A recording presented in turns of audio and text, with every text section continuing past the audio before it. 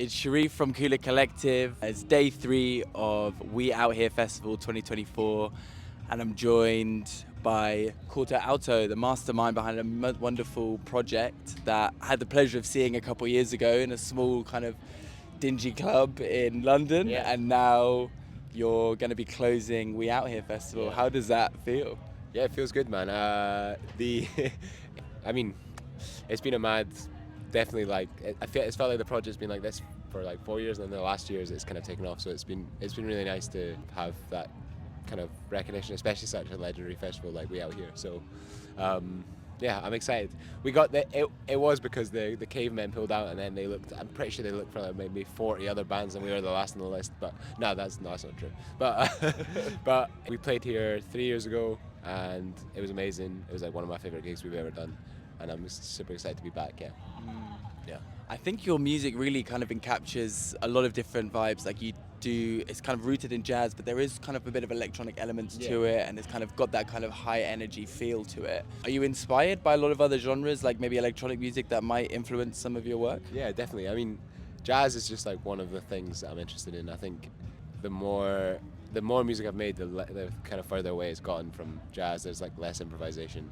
Obviously, I'm a jazz musician, and like all the guys in the band are like play jazz music, but my interests are like super wide. I love electronic music, soul, funk, you know, like EDM, pop, classical, like everything. You know what I mean? So I think you have to, especially as a musician, if you say like, oh, I don't like X, I don't like heavy metal, then you're the only person you're kind of screwing over is yourself, because you block yourself from being inspired by something. So I think you have to be open and have to like everything. And you arrange all the music yourself, and you kind of record a lot of the individual pieces and write a lot of it. Most of it we record in my flat in Glasgow, and if we want like it's not like I've not got like 10,000 pound microphones. I've got, it's kind of like just a home studio. So sometimes we're recording in other studios, but you kind of have to take every element and piece it all together. That's kind of just part of making music. And a lot of tracks I make will start with like an idea, like whether it's a sample or a chord sequence or a melody or a groove or something like that, and then you're always trying to just like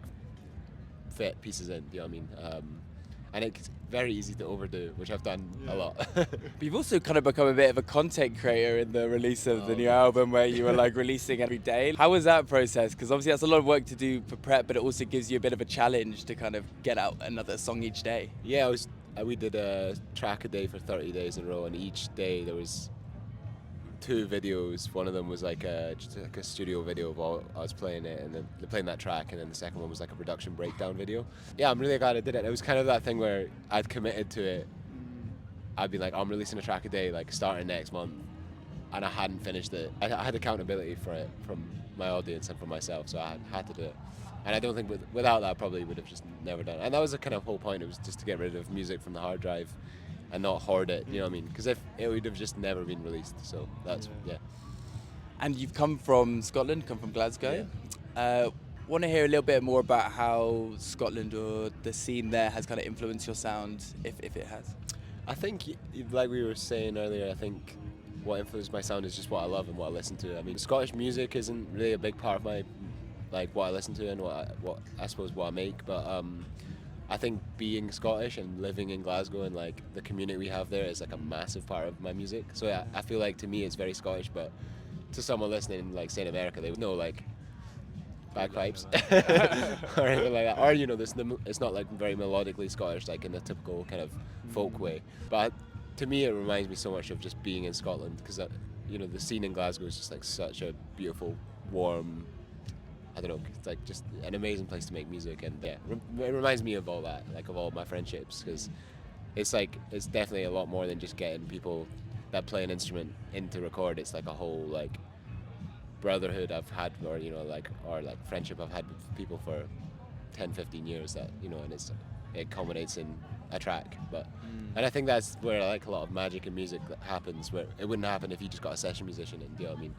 Because you have like this kind of confidence, and like you can joke around with each other, and you're an equal, and I think that's what I love about being in Scotland and making music, especially.